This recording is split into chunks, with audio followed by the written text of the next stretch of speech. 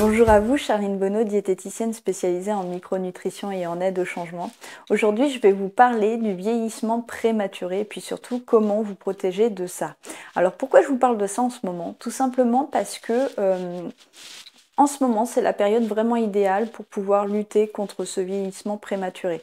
Aujourd'hui, ce qu'il faut comprendre, c'est qu'on est amené en fait finalement à être de plus en plus confronté à des facteurs qui vont vieillir de manière prématurée, enfin qui vont accélérer le vieillissement naturel qu'on peut avoir, tout simplement parce qu'on est de plus en plus exposé à des pollutions, parce qu'on est de plus en plus exposé à toutes sortes de toxiques en fait qui vont accélérer ce phénomène de vieillissement qui est tout à fait naturel mais contre lequel en fait on peut apporter des choses surtout au niveau alimentaire. Donc là l'alimentation joue un rôle très très important, même je dirais primordial pour vous aider. Donc là on arrive dans une période où on va s'exposer un peu plus au soleil, donc tous ces facteurs là ça va être des choses qui vont aggraver ce phénomène. Donc là au niveau de l'alimentation, justement, comme la nature est très très bien faite, la nature c'est aussi le moment où elle va vous apporter les clés, en fait, les outils pour vous permettre de lutter contre ce genre de phénomène qui est naturel. Donc aujourd'hui, c'est le thème de cette vidéo et c'est ce que je voulais vous présenter en fait. Quels pouvaient être les aliments et puis comment vous aider à lutter contre ce vieillissement prématuré. Alors déjà, il faut comprendre comment ça fonctionne. Quand on parle de vieillissement, c'est un processus qui est tout à fait naturel, qui se produit donc tous les jours en fait, à chaque instant, chez tout le monde. Et ce vieillissement, il va être généré par trois phénomènes principaux. Déjà, il y a le stress oxydatif, c'est quelque chose dont je parle souvent dans mes vidéos, hein. J'en ai fait d'ailleurs une qui parle des tendinites et à quel point ça peut avoir un lien avec ce stress oxydatif. Le stress oxydatif, en fait, c'est un mécanisme qui résulte de la production énergétique. En fait, à chaque fois que vos cellules produisent de l'énergie pour pouvoir fonctionner, en fait, elles ont donc ce qu'on pourrait appeler des petites centrales énergétiques à l'intérieur de chaque cellule. Et ces petites centrales, en fait, produisent des déchets, mais c'est tout à fait normal et nécessaire pour pouvoir fonctionner. Ceci dit, ces déchets qui sont donc générés, ça s'appelle des radicaux libres, et ces radicaux libres, en fait, si vous voulez, au niveau chimique, ça va être des molécules qui vont être très instables, qui vont avoir besoin de se stabiliser en arrachant d'autres petits éléments donc dans vos tissus.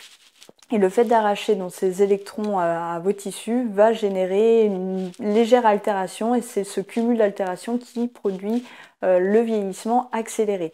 Donc il y a effectivement ce stress oxydatif et ce stress oxydatif en fait va pouvoir être contrecarré grâce à l'apport d'antioxydants. Alors les antioxydants, j'en ai déjà parlé aussi, c'est des molécules qui vont donner donc qui vont donner volontiers leurs électrons, ce qui va permettre de plutôt que d'utiliser ces électrons qui vont être dans vos tissus et donc les altérer, on va utiliser donc pour stabiliser ces molécules réactives, les radicaux libres, on va utiliser ces électrons pour les stabiliser et donc ça va limiter les dégâts à l'intérieur de votre organisme. C'est pour ça que c'est très important d'apporter beaucoup d'antioxydants dans votre alimentation. Alors il y a aussi la pollution et les toxiques qui ont comme conséquence d'apporter énormément de déchets, des radicaux libres, mais des déchets aussi, d'autres déchets qui vont avoir exactement les mêmes conséquences. Le tabac, c'est un très très fort exemple. On pense souvent aux effets du tabac, notamment par rapport aux poumons, mais ça a bien d'autres conséquences. En fait, il faut savoir que pour tout le système cardiovasculaire, c'est très très très délétère. Le tabac a beaucoup beaucoup de conséquences au niveau de vos vaisseaux. Ça vieillit énormément les vaisseaux sanguins. J'en parle souvent parce qu'en fait, vous l'avez forcément constaté si vous avez dans votre entourage des personnes qui fument. Ce qu'on constate régulièrement, c'est que ces personnes paraissent un peu plus âgées en fait que les autres personnes de leur âge, surtout si c'est des fumeurs de longue date. Donc il y a tous ces polluants en fait, mais ça la pollution vous en avez aussi dans l'air ambiant et ça on peut pas faire malheureusement énormément de choses. Par contre au niveau de votre alimentation, on peut apporter donc ces fameux antioxydants qui vont permettre de catalyser, qui vont qui vont attraper donc ces molécules et qui vont éviter qu'elles viennent vieillir, qu'elles viennent altérer vos tissus, votre organisme. Il y a autrement un autre phénomène qui est très important aussi et qui est souvent négligé, très banalisé, c'est la glycémie. Je parle souvent de la glycémie et je vous explique que la glycémie c'est une notion clé en fait pour la santé, pour le poids. Parce qu'en fait, ce qu'il faut comprendre, c'est qu'une glycémie qui va être haute va avoir énormément de conséquences délétères au niveau de vos vaisseaux sanguins. Donc ça aussi, ça participe énormément au vieillissement prématuré.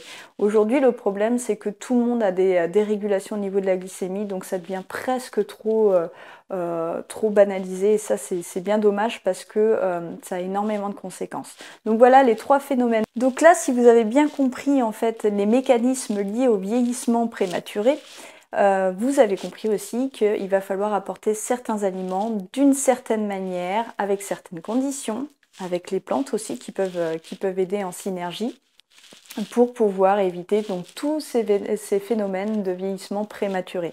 Donc ça, c'est ce que je vais vous présenter demain dans une prochaine vidéo.